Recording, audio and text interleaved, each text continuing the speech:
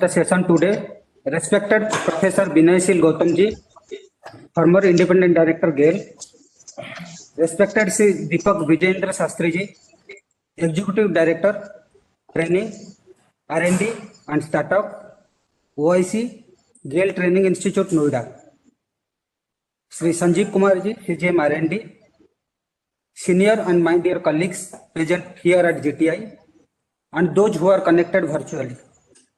Ladies and gentlemen, a very good morning to all of you. I am delighted to welcome you all on behalf of the GAIL Training Institute, Noida for today's event.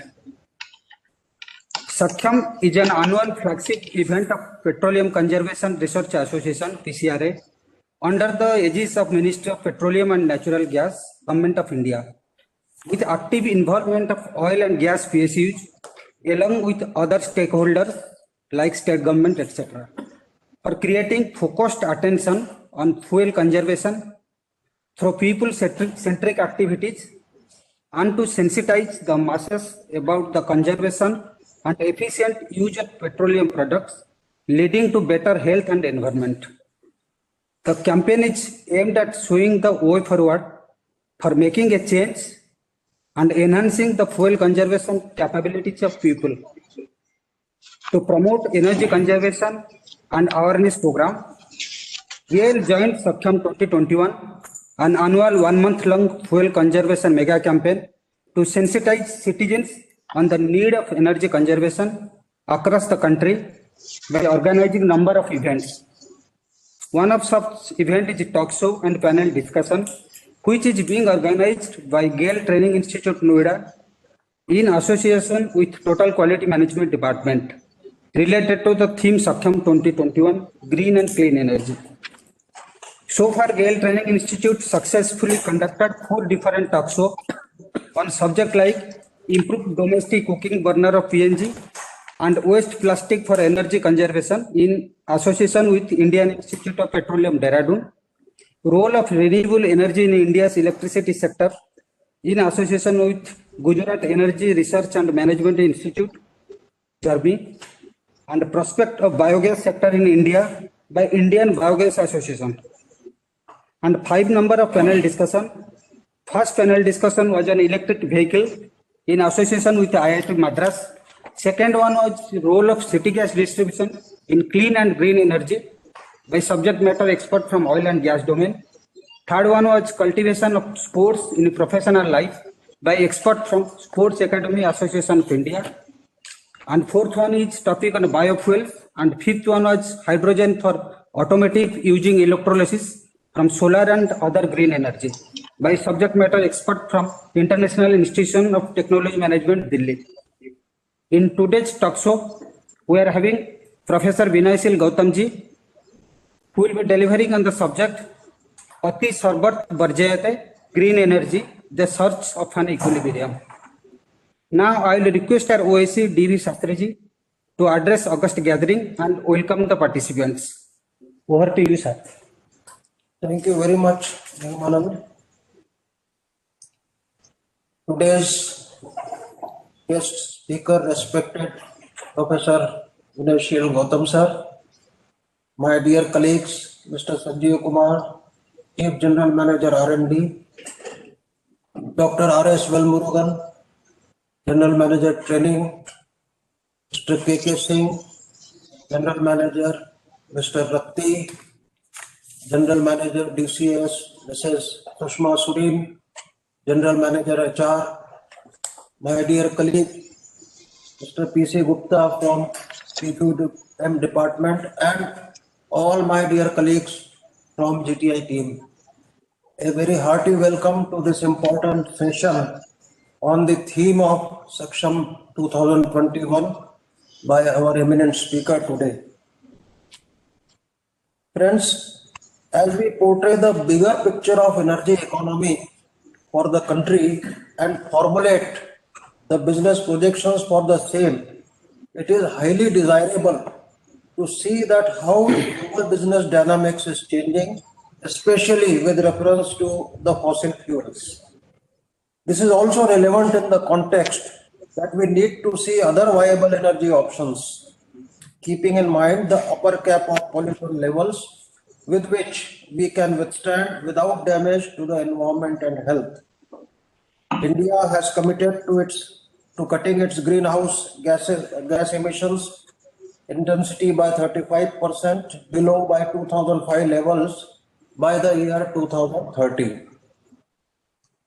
So in this context, this Samrakshan Kshamata Mahotsav, shortly known as Saksham, is a very significant and grand event which is being organized annually by the Petroleum Conservation Research Association PCRA to motivate consumers to switch over to cleaner fuels and bring behavioral changes to use the fossil fuels intelligently.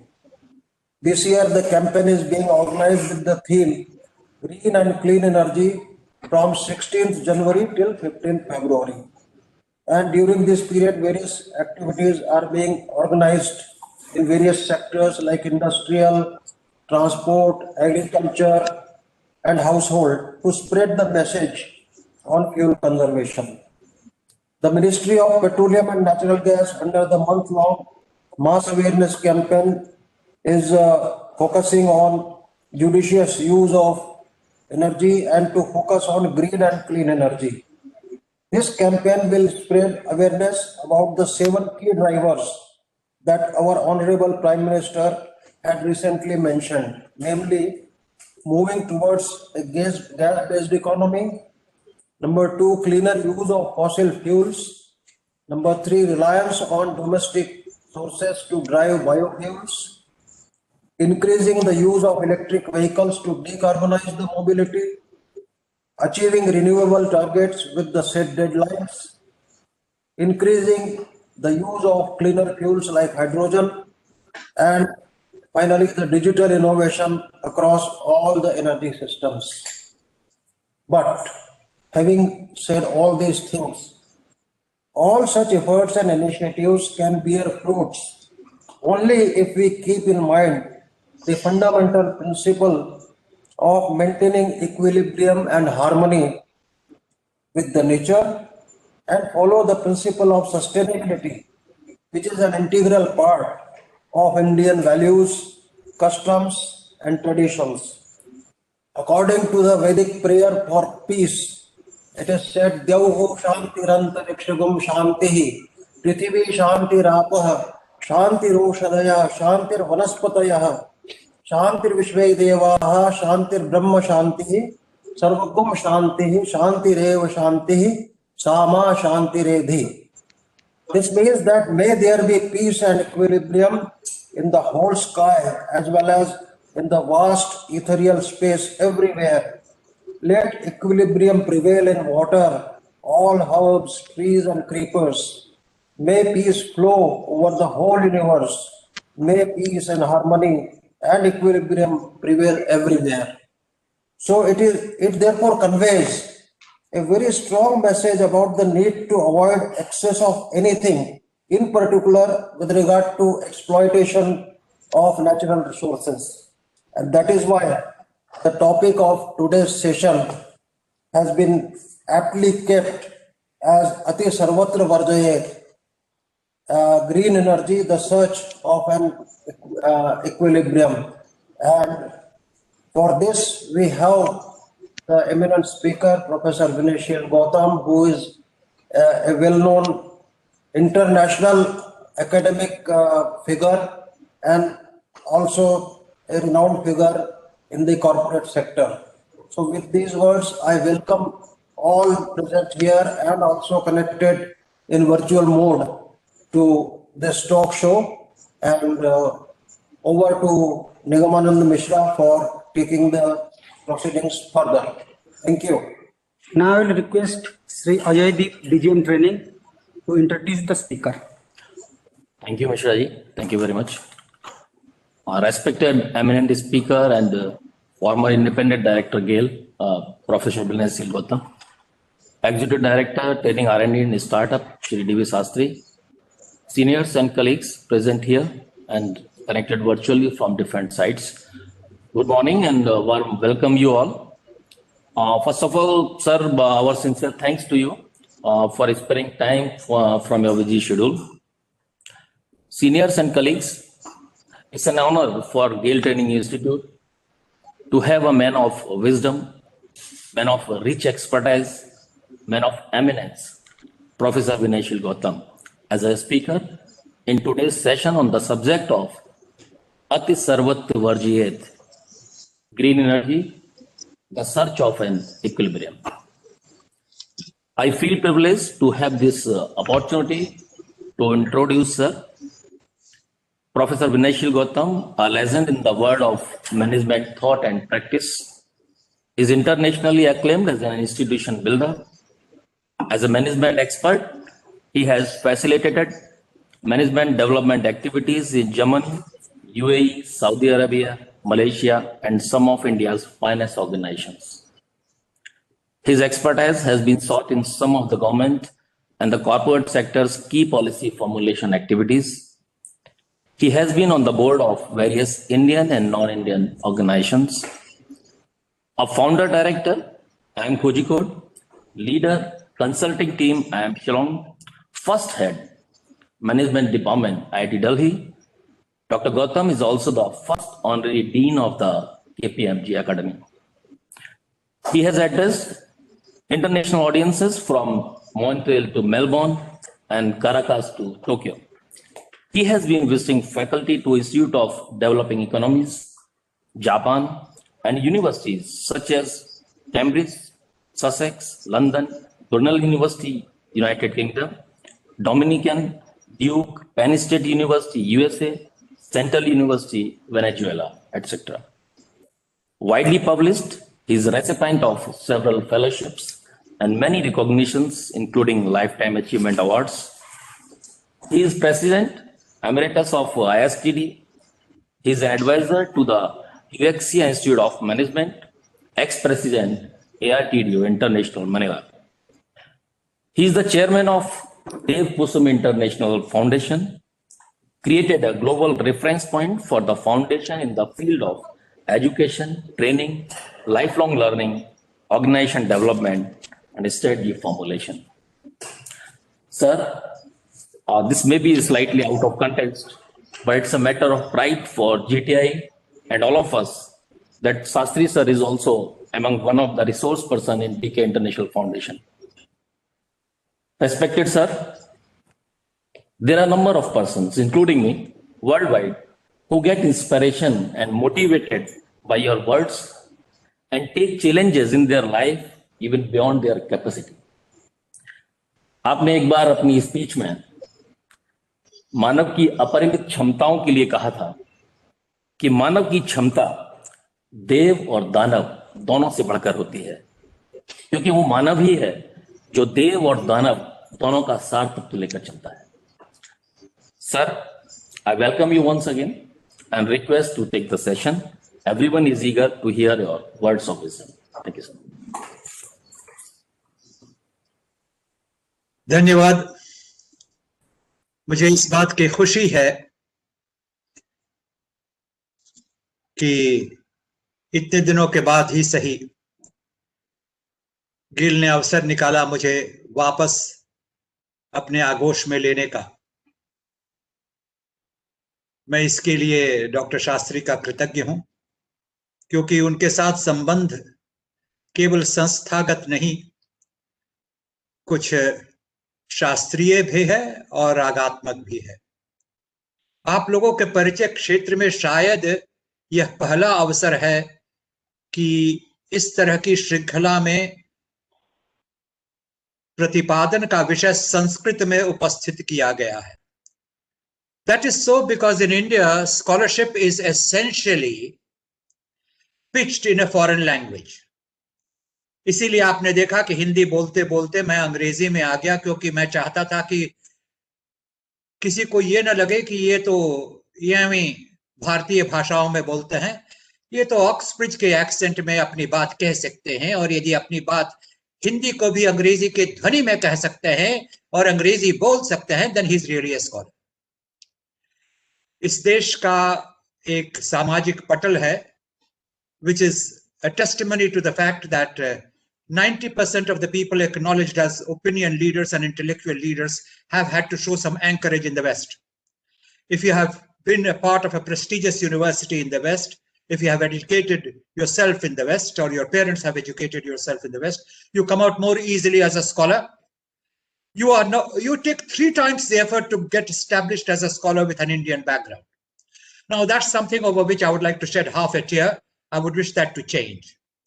However, since I oscillate in both the worlds, I have no hesitation in beginning my presentation to you at a neutral pitch, at a personal one, because how I got onto the board of GAIL is a story which cannot be recounted now.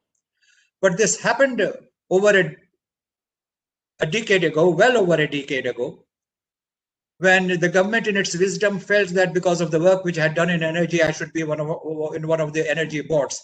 What is not publicly known to many people, save the people who are part of the processes, that initially my name was proposed for the board of the ONGC. As it went through the processes, somebody far more senior to me and far more distinguished than me wanted to get into the ONGC board, and a senior official of the ministry called me up and asked, would I defer to him if he was made a member of the ONGC board? And lest I misunderstand that, he said, we will put you on some other oil and gas related ministries board. Now, that's not a battle I usually get into. To cut a long story short, I deferred out. And then they thought that GAIL, Gas Authority of India Limited, was the institution I should head, and there join as a member of the board. And that started a relationship which has existed across decades, and I'm glad I exercised that choice, because it has given me an occasion to contribute at various levels, be heard, not always accepted, in a manner which is extremely fulfilling, of which this talk is a testimony and an evidence of the kind of symbiotic relationships we have. I also recognize the presence of Shri Sanjeev Bharadwaj and Dr. Chandra Tripathi and a great number of other friends whom I have known on one occasion or another. Therefore, I'm going to talk to the group like I talk amongst friends, and I may be forgiven for being predictable to an extent of saying things which perhaps should not be said if you are playing for popularity rather than pursuing the truth. I complimented Dr. Shastri over his approach of accepting the topic of Ati Sarvatra Varjit as the theme, and we translated it for those who may not be familiar with Sanskrit as Green Energy, Search for Equilibrium as a specific title, but the theme is excesses are to be avoided and a balanced equilibrium is necessary. And Dr. Shastri, in his erudite opening remarks, has already given the context which I was trying to refer to before I began my presentation, but I don't think it's necessary now that the foundation of what equilibrium is about in Indian ethos has been laid. Let me begin with some basic truths, because no local application is essentially possible without being rooted in some basic truths. And I present to you two. One is one of my many one-liners, which I believe in. And as some of you who know me personally would know that I'm known for my one-liners. Some of my one-liners appear even in question papers, which says, everyone is sensitive, only some think they are more sensitive than others. Comment. So that's how the questions are framed on my one-liners. So the one-liner which I would like to share with you, which I'm very fond of, each problem has a solution. Each problem has a solution, and each solution generates its own problem. I consider this as the quintessence of my learning. And yes, I know I look only 47, but I'm actually 74. So don't mistake me for my youthful looks. There is a background of 50 years of professional work, which has brought me where I am, wherever I may be, walking through academia, governance, cooperatives, NGOs, you name it. And so My one-liners sum up my life experiences, at least at the moment I am presently poised. My second thought when I see a situation like this is, if you have a problem which money can solve, you are lucky. I owe this to my wife because she is not only my domestic tutor, but guides me through a lot of wisdom, which I sometimes overlook when I take a helicopter view of things. And I thought over that statement, and I think it's worth quoting. If you have a problem which money can buy, it's a simple problem, because there are many problems which are beyond money being this instrument of solution. I think applying it to the energy sector, looking for green energy is merely looking for a solution to a problem, the problem being of carbonization. A valid problem, it cannot be overlooked. Similarly, if the problem was just money and investment in getting to green energy, then I think we got an easy solution.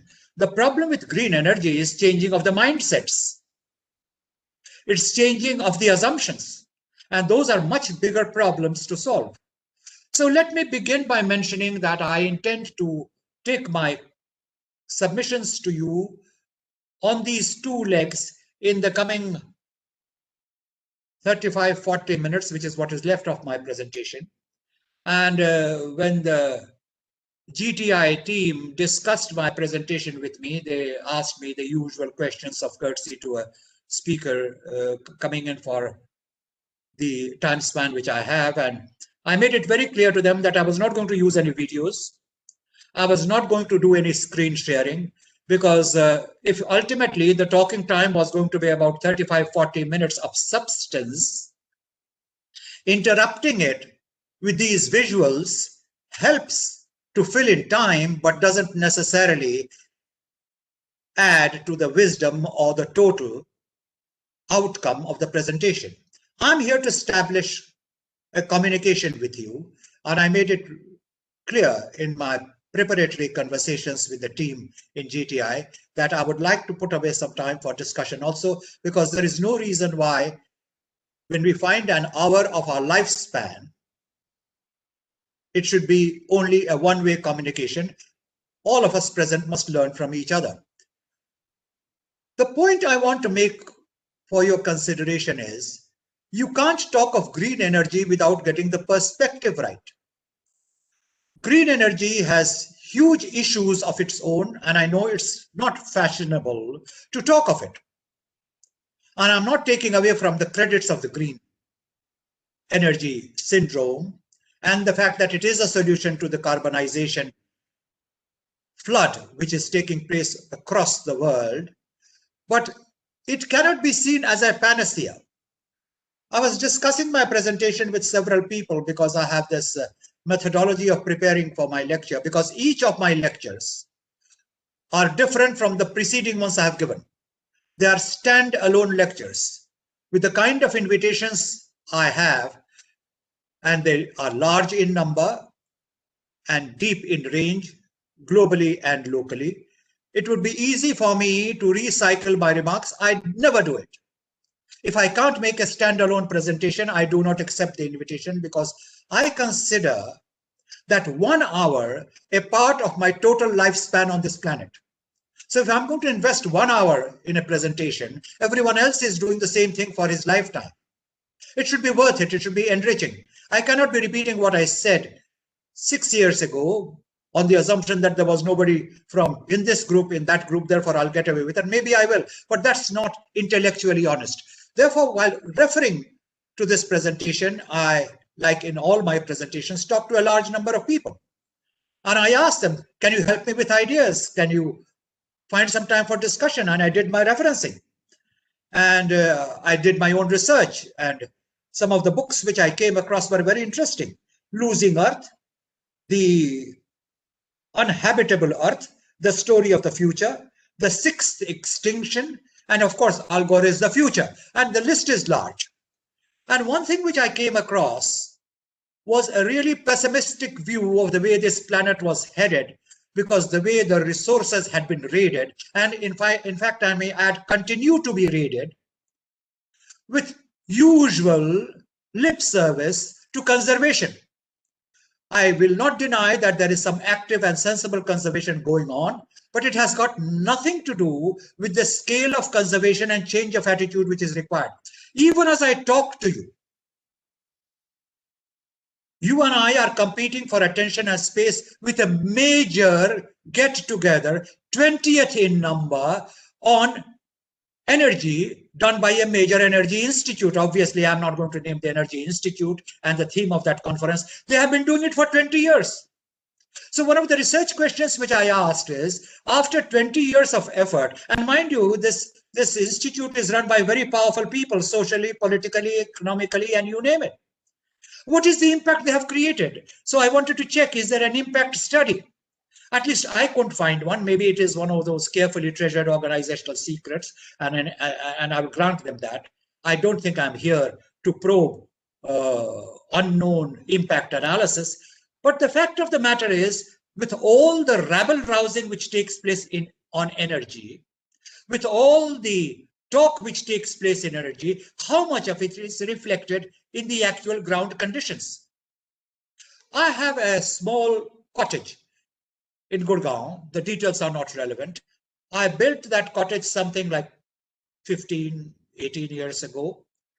And when I was in a board meeting related to an organization which had something to do with solar energy, I wanted to know whether I can put up solar panels where I am.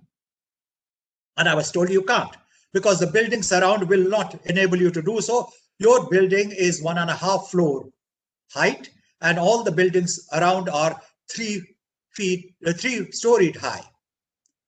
Which means what? The use of solar power is limited by the context and the environment and the ecosystem where building already is, because you can't start putting down these buildings because you want to put up solar panels.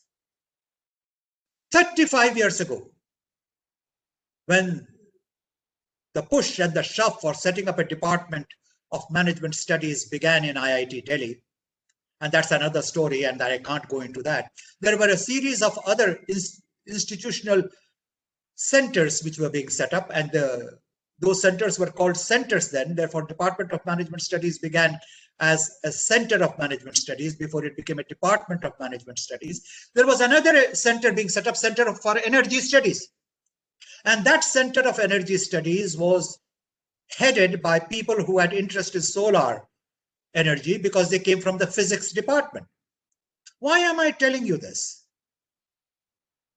A lot of solutions which we see for green energy are suo motu, unimplementable, because they have to be embedded in an ongoing environment, and enough attention is not being paid to it in terms of transposing the environment and the context to be receptive to green energy. And I haven't heard anyone talk of it, because when you talk of green energy, you stand not on your heels, but you gain a height by standing on your front foot. You believe you are there to save the world, which you probably are. But who is there to buy it? Where will it be embedded? The second problem with green energy is all the production shop floors are geared to an energy supply which are not amenable to green energy. For example, they need coal, they need oil, they need different sources of energy, and to relay those shop floors is so capital intensive that if you think you can run it through tidal power or wind power, then you just don't understand industrial economics.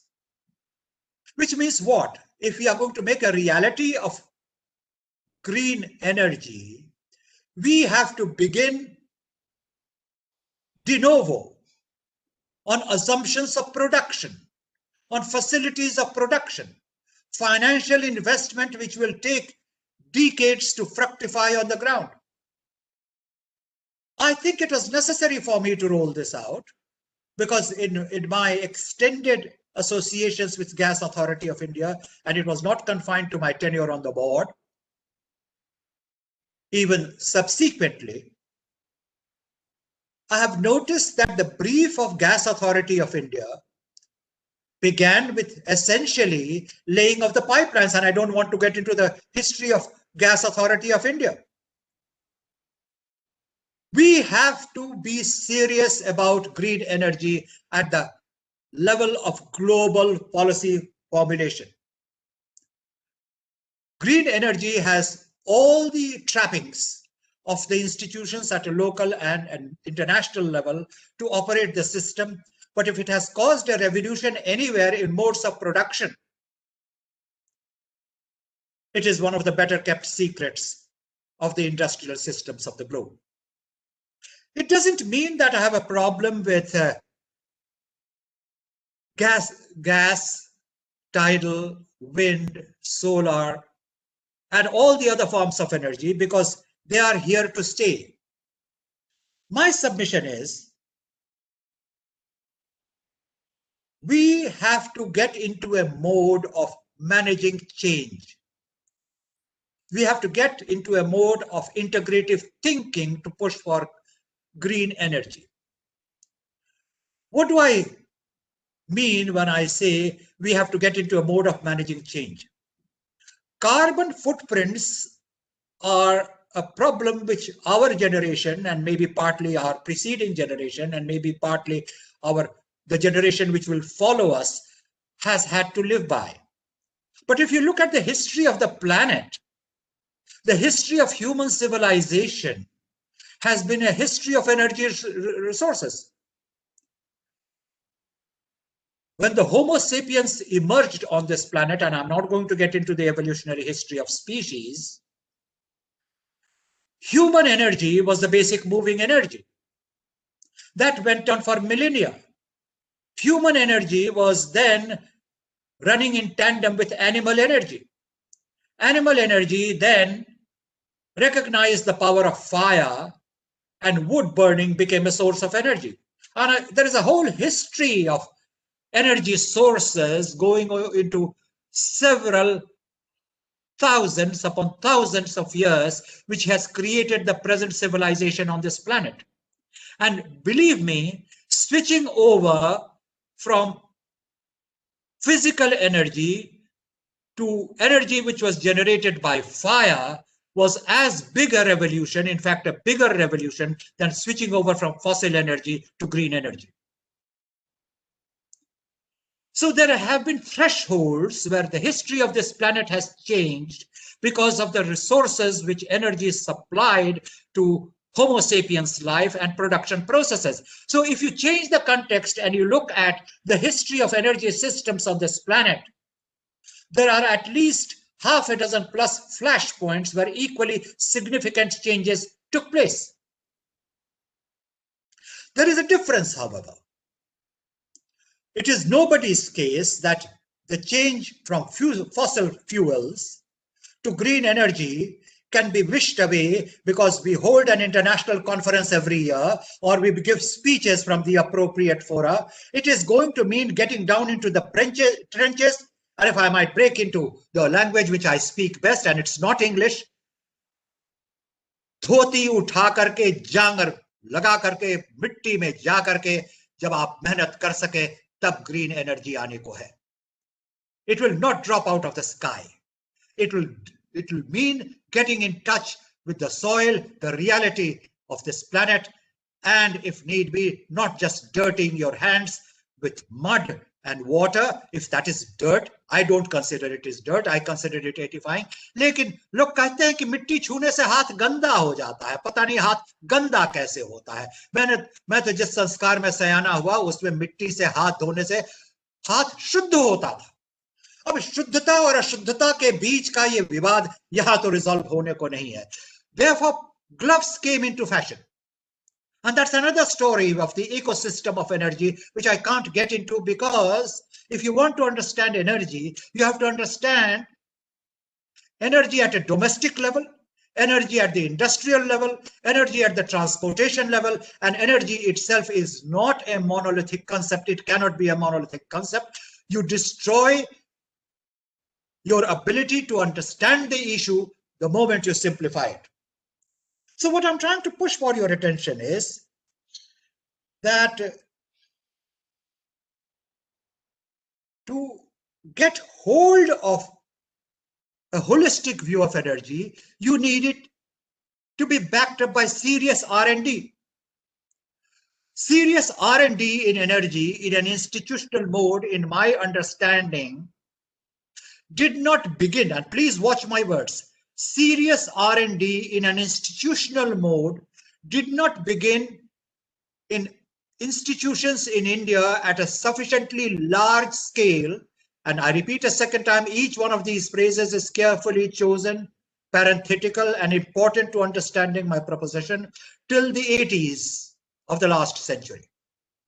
When it began in the 80s, I will obviously not name institutions, you found that solar energy went to Department X, biogas energy went to Department Y, ocean energy went to yet another institute. And what was the end product? The researchers in ocean energy did not recognize that biogas energy was equally green, because biogas energy went to departments of rural development and appropriate technology. Ocean energy went to departments of oceanography. Solar energy went to Department of Physics. And each one of them became an enterprise in their own right, and I have no problems with that.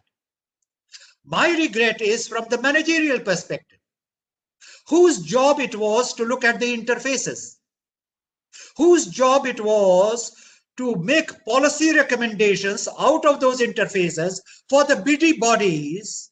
And I respect politicians as a breed. I believe politics is a legitimate exercise of running organizations, because I came from a school where politics was defined as struggle for the control of the decision-making process. And if decision-making process is politics, obviously people will get into politics. And obviously people would like to control the levers of power, because if you don't control the levers of power, you cannot get what you want done. Therefore, politics is not dirty business. The kind of social meaning which you give to words is shocking. You become a politician and you think a politician is dirty. You talk of sex, you say sex is dirty. If sex is dirty, all of us were born in filth. It is a question of how you look at it. It is a question of the mind frame with which you understand the word. Therefore, let me make a statement loud and clear. Politics is not a dirty business. Politics is an essential business of civil society. The politician, however, like each professional, needs to be helped, supported, guided in the understanding of his own function. Where were the research inputs coming for the politician? Where was he going to look into the interface and the per se situation of research in different verticals, silos of solar energy, and that still continues to be the same? While doing my research for this presentation, which I consider one of the important presentations which I have accepted, I discovered that in Norway, large fields were dispossessed of the nomadic tribes who are using it for grazing, which were then converted into windmill fields. Now, if carbonization displaces professions, and the cluster which comes prominently to mind, burning of trees, carbonization of wood-based industries has done havoc to the tribal areas, which it has done. It was not only fossil fuel energy or burning which destroyed tribal areas. Norway is an example where green energy destroyed tribal livelihoods. It is to the credit of people in Norway who then discovered that there was a way of putting up solar energy on water farms, and you don't necessarily have to use fallow land for it. So it goes back to my initial statement. If there is a problem, there is always a solution. And if there is a solution, it always generates its own problem. At the same time, the issue is not an issue of any hurdle coming in the way, but the issue is of prejudices, concepts, and the problem of visualizing the future in the light of the past. There is no problem in visualizing the future in the light of the past. Because how else do you do scenario building other than based on experience? But the question is, which past do you select? Past is not a holistic creation, but there are strands which people pick out. And one of my life's experiences is, and those of you who have seen my latest book, which came out about a week ago, Echoes, which carries 16 of my reflections on management topics. And if there is sufficient response to that line of thought, I will be bringing out a sequel to that at an appropriate stage, but I don't want to commit myself in a fora without having thought of it. The real problem which I found in interpersonal relations is not the past. It is what segment of the past has left an impact on you. You may have had a past which was pleasant, which was unpleasant, where there were good people which influenced you, where there were people who were not evil, but who didn't know any better. They influenced you, and which part of their impact you allowed to determine your personality was your personal choice. And since I'm not dealing in a session in psychoanalysis, I won't get into that. But the point I'm saying is the same theory applies to social thought. I will give you another problem in looking at green energy. The measurement of time in green energy cannot be in human life years. The measurement of time in looking at energy sources goes into millennia. When you study green energy, for that matter, you may have studied physical sources of energy, you could have studied fire-based sources of energy, you could have studied fossil-based sources of energy. Nobody has measured how long that period lasted.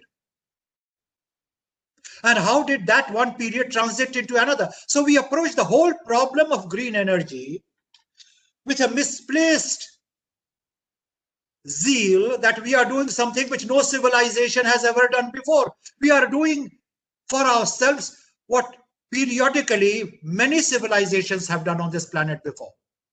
I find the same problem in electronics. People talk of internet as it is a great revolution, unprecedented. Yes, it is a great revolution.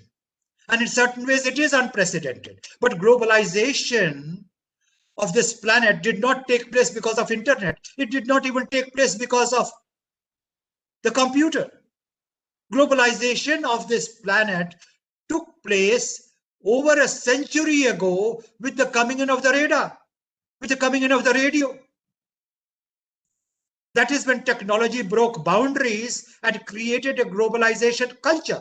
Therefore, my second submission is, if institutions like GTI and GAIL, which I think are admirably placed to lead this kind of a realignment of mental processes, initiate a very simple proposition to understanding green energy, understand the millennial context of green energy, understand the preceding instruments of change from one energy to another source, green energy would not so much be a shock, but green energy would integrate with the kind of livelihoods. I'm going to propose a set of action approaches as I get towards the closure of my remarks. Therefore, it is not as if I am dealing with concepts without a recognition of reality, because I got myself into perhaps avoidable exchange of thought with some very senior people in another webinar in the month of August, where I quoted a poem from Latin America, and I was talking of holistic, integrated healthcare systems, where I was referring to the sociological aspects of how to handle COVID, and that's not relevant to what I'm talking today. And I quoted from a tribe in South America, and promptly one of the leading panelists, who is a very well-known name, said, Dr. Gautam has a way of being intellectual about things. I am going to talk of practicality. And believe me, being myself, I was not going to let him away. So in my remarks, when I came back, I said, the school which I went to, and you know, I'm very proud of the school I went to, and the school I went to was the School of Life, School of Learning. And I still continue, as you know, I head this foundation which is dedicated to lifelong learning. And I think that's the way to go about it. And I told the panel that I was brought up in a school where there is no good intellectualization unless there is a good practicality which follows. And there is no good practicalization unless it is backed up by good intellectualization. Therefore, to go back to a Sanskrit word, which I will explain, but I can't think of an English word for it, they are anyonyashrit. Now, those of you who know Sanskrit would know anyonyashrit, badly translated, would mean mutually dependent. But mutually dependent and anyonyashrit are not the same thing. Anyonyashrit means symbiotically integrated upon each other, and they owe their life to each other. Interdependence can be of mechanical bodies. This is an organic relationship. लेकिन श्रीमन इसको तो समझने के लिए किसी भी ऐसी भाषा को जानना होगा जो भाषा मूल रही है आज बोली जाने वाली भाषाओं का सारी दुनिया में.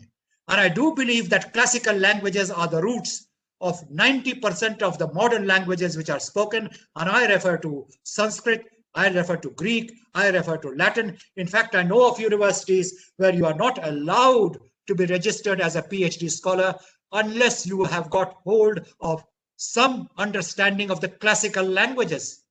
Those are the roots of scholarship. If you think or anyone believes that you can be a scholar by reading Google search printouts, and I have nothing against it, I use Google search myself. The trouble, however, is for many ideas on Google search, I find a much better reference in referring to a classical language, but that's another story. The point I want to share with you is that one has to understand that green energy to take root will need policy support, which are far more integrated character than what we have been able to generate so far. We will need serious research on this, on its applicability. And as I look around institutions, I mean, when I accept an invitation like this, I do not forget my profession. I also come to it to share some ideas and to sell some ideas. If I can't share some of my ideas and be able to sell it to you, then I'm wasting your time and my time. You have had 9 good, worthwhile lectures in this series. This is the 10th, and I'm told the concluding one. Therefore, I think I'm admirably placed to admire the other presentations made, which have been specific, at times research-based in technology, and very worthwhile. But a time has to be found also to look at the integrated character of it all. And I know that you are not an academic institution, but I also know a little bit about the role of training institutions in a corporate world.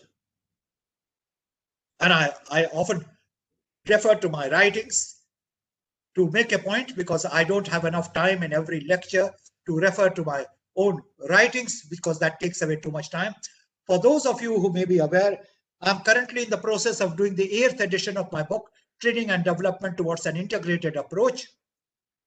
And mind you, 8 editions of a book is not a small story. In fact, just before I got into 11:40 mode to tune in to the session, the printer had called me up to say, I have got the cover design of the book ready and I'll show it to you so that you can check. It is my case in that book that you can't have effective training institutes which do not understand research. It has to be both in the methodology of training the content of training, and the relationship of training with the corporate enterprise. That's another story. I will not get into it. But the point I want to make is a very simple one. To ensure that you have got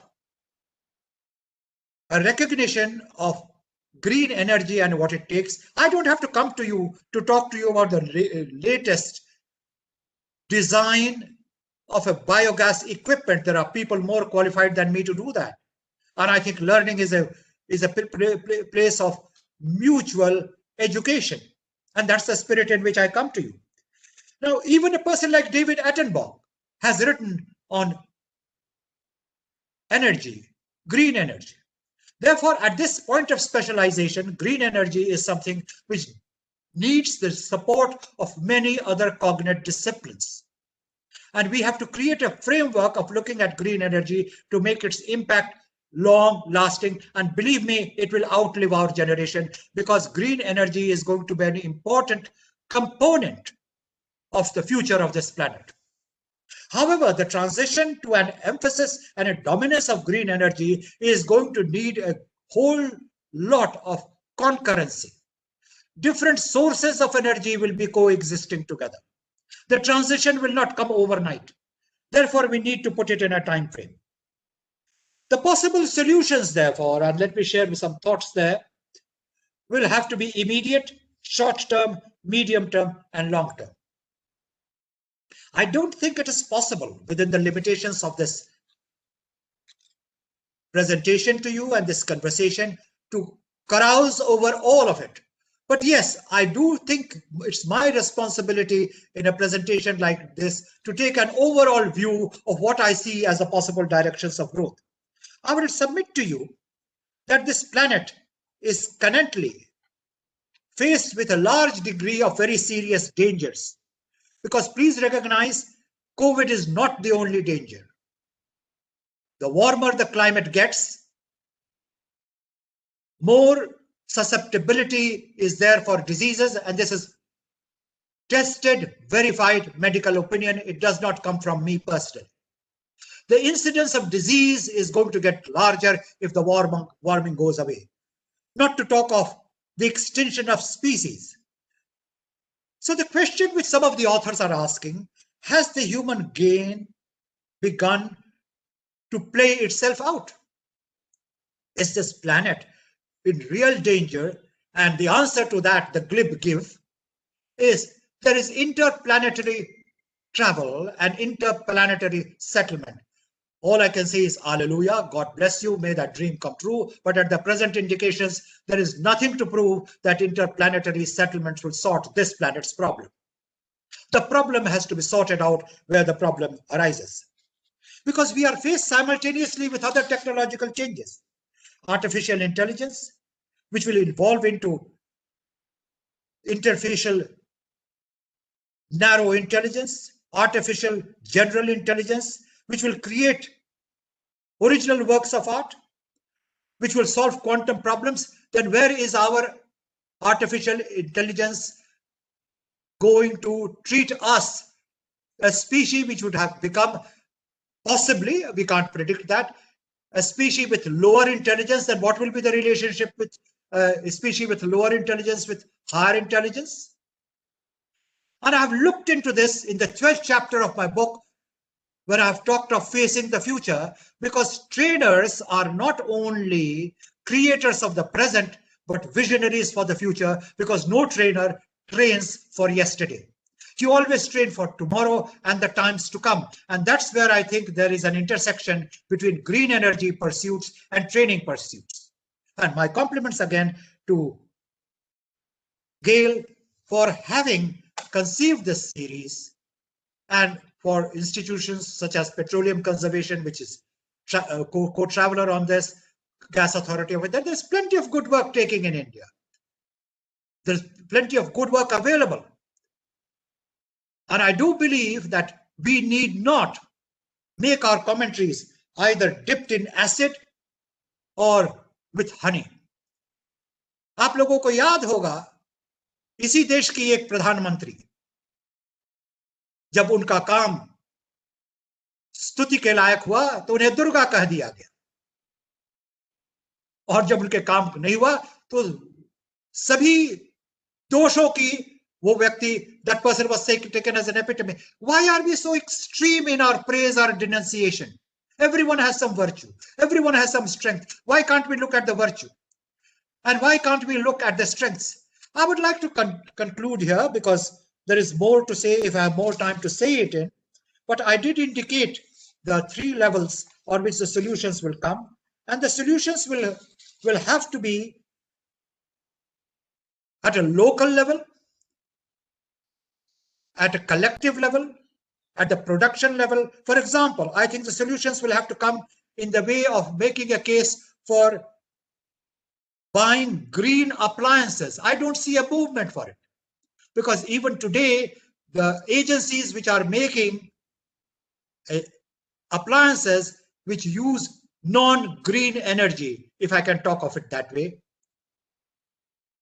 are more in demand.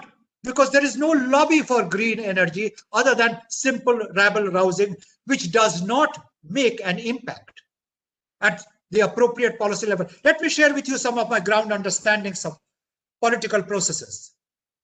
Big corporations and powerful people can almost 97% of the times alter the course of policy. It happens in all democracies, and I might mention in all forms of governance. You have to make out a case at a collective level to get into levers of power, to create an integrated, holistic perspective of green energy to make sense of what many of us are doing at a ground level. If you have more questions than what are the answers which I have been providing with, I'm happy to be there, because this is not a presentation to undo all possible presentations, but this is a plea for creating an environment to live a carbon neutral life. It is a plea to change lifestyles.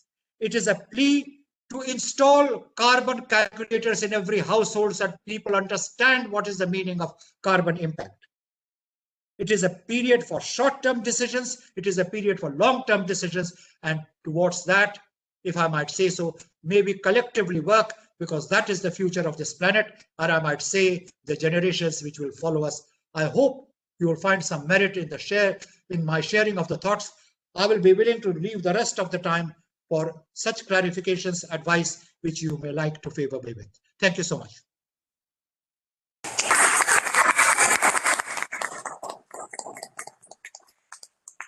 Thank you, sir. Thank you very much. Any questions from audience? Very good afternoon, sir. I'm Ashish Srivastava from GTI. It is always pleasure to listen to you. And for the first time, I met some 6 years back during a session on management education, and the theme was relating to Chanakya to Adam Smith.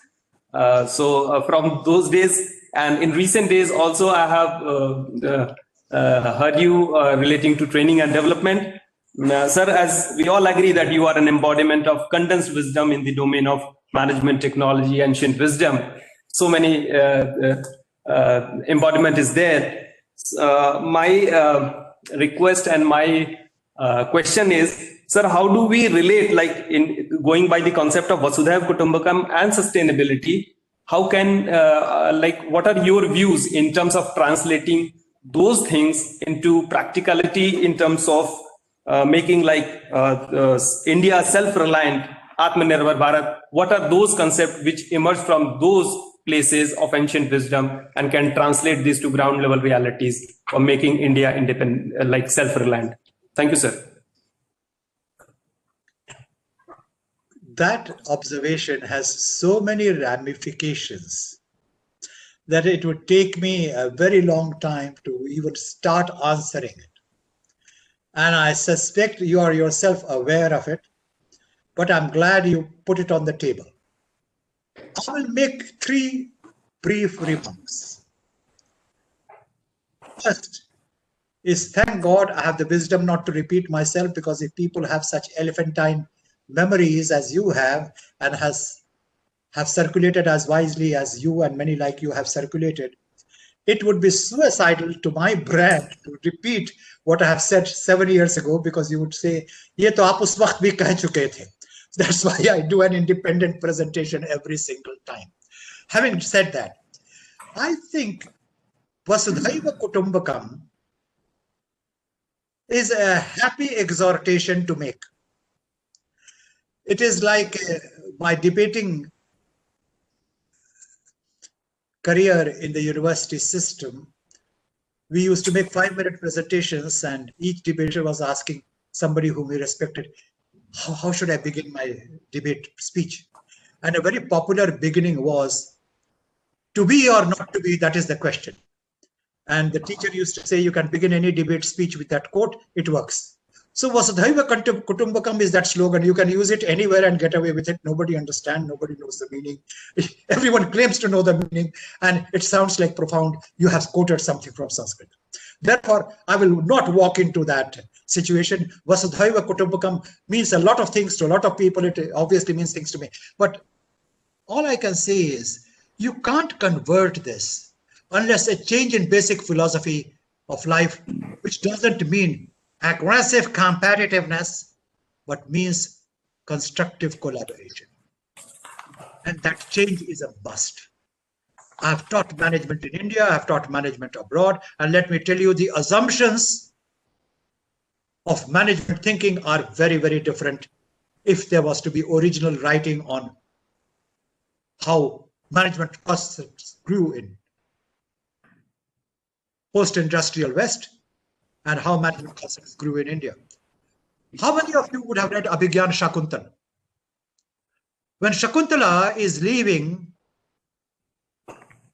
the ashram of her adopted father to go and meet her husband, she leaves the, I will not use the word jungle because the jungle is a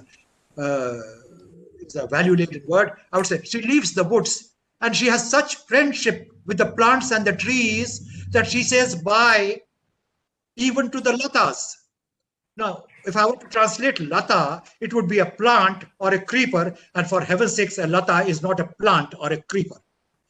And Kalidas says, लताएं लिपट गई शकुंतला में और मुरझाने लगी इस सोच से कि शकुंतला अब जा रही है.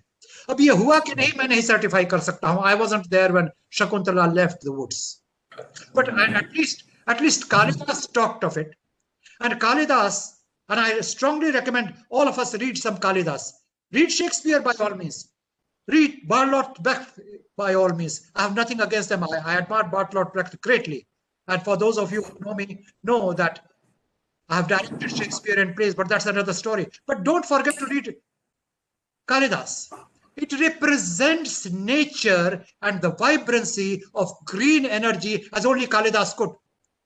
आषाढ़स्य प्रथम दिवसे मेघ माश्लिष्ट सानो. मेघदूत पढ़िए, और आषाढ़ के पहले दिन पर जब मेघ शिखर के कोटि चरम बिंदु पर मेघ माश्लिष्ट सानो चोटी से लिपटा, तब क्या हुआ उसका वर्णन तो मैं यह नहीं कर सकता हूं. That's green energy. It's green energy when Kalidas talks of Lata. It's not just Vasudhaiva Kutumbakam. You have to marry conventional thought with the modern thought in a modern idiom, for an idiom which prepares you for the future. That's my second submission. My third submission is it has to be embedded in technology, because technology converts theory into operational products. There isn't enough research being done on development of products which are green energy friendly. Now, I'd like to leave the thought there, because एक मुहावरा है, जो केले के पात में पात में पात. For those of you who understand vegetation, you would know that banana leaf, if you start cutting it cross-sectionally, you have multiple layers. एक पत्ता, फिर दूसरा पत्ता, फिर तीसरा पत्ता. जो केले के पात में पात, तो विद्वानों की बात में बात. So where a group like this gets together, you can rest assured one topic leads to another, and that's an endless process. Thank you so much. One minute. Yes. Good afternoon, sir. Sir, I am Nigmanand Mishra, DGM training from JTI.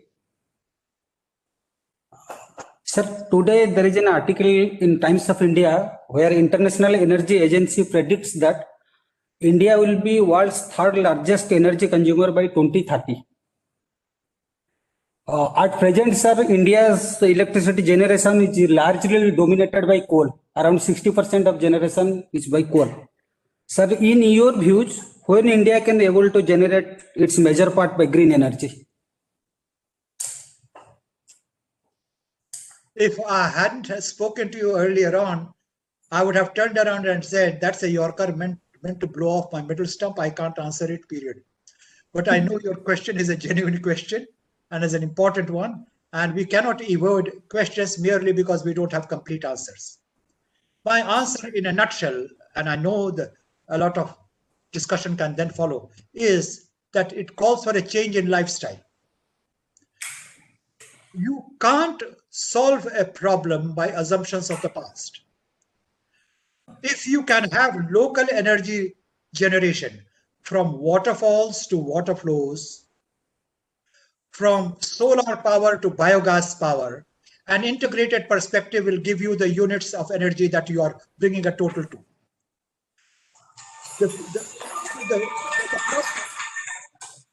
The problem with this agency, and I refer to it without naming it, energy sector has all the international fora, and this agency is one more of it, is the Eurocentricity of its view.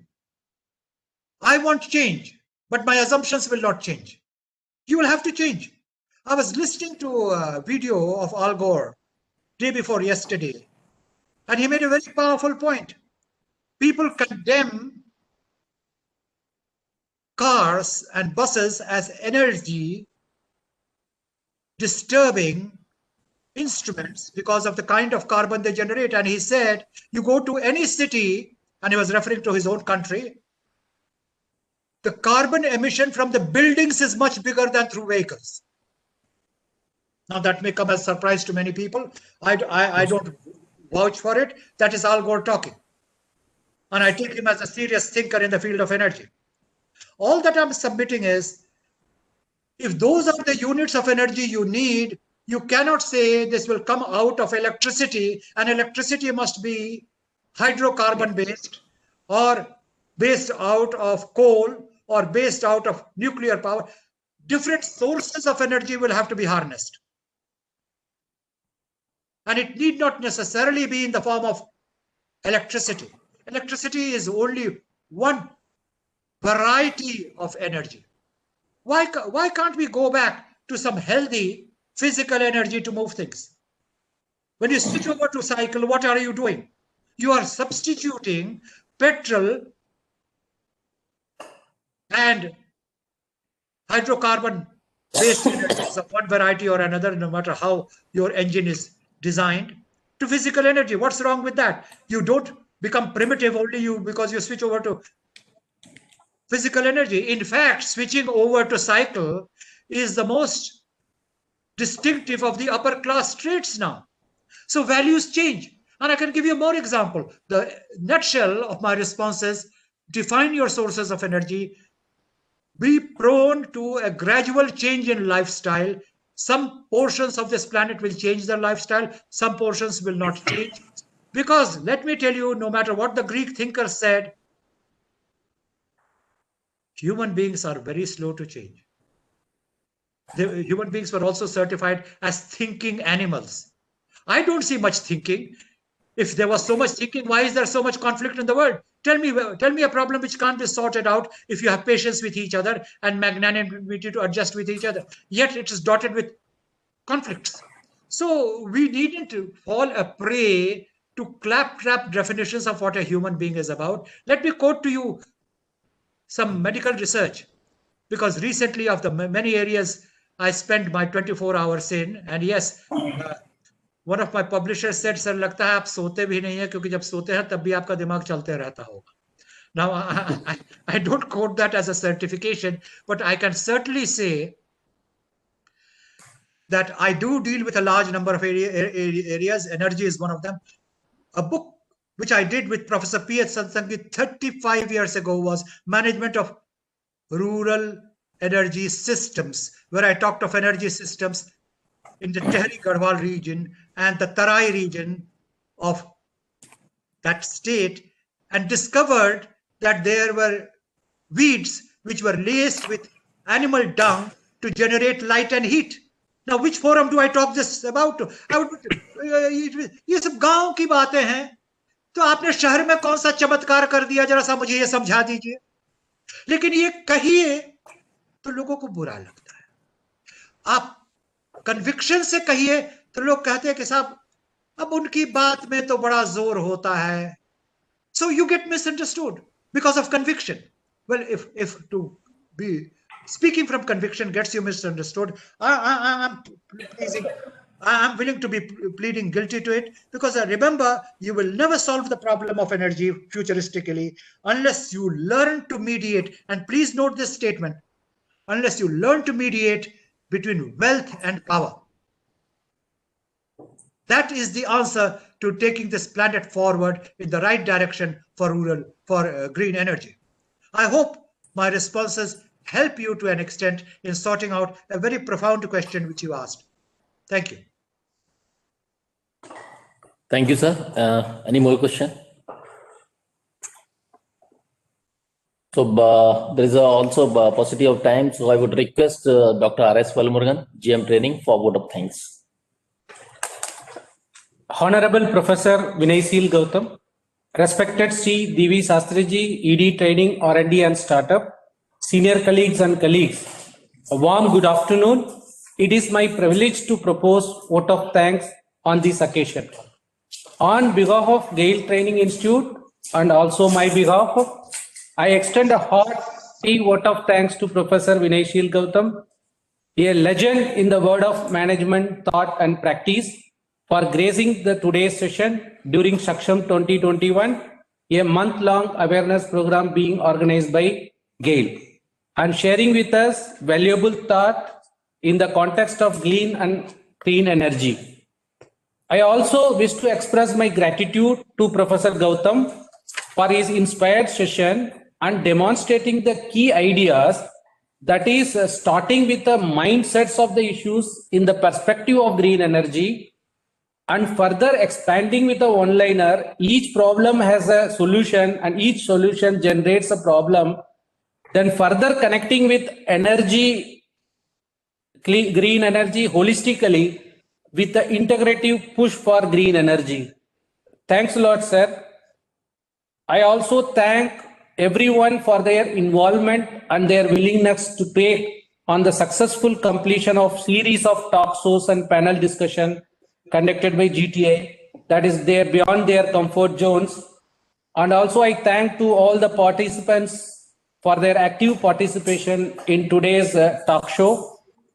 Once again, I wish to share that we are almost most grateful to Professor Vinayshil Gautam on this virtual platform. We as a GAIL family, thank you for being with this afternoon, and it has been an excellent time for all of us. Thank you, sir. Thank you very much. Thank you, sir. Can we close the session, sir? Yes, we do. Thank you so much. I'm leaving the meeting. Bye for now. Thank you, sir. Bye.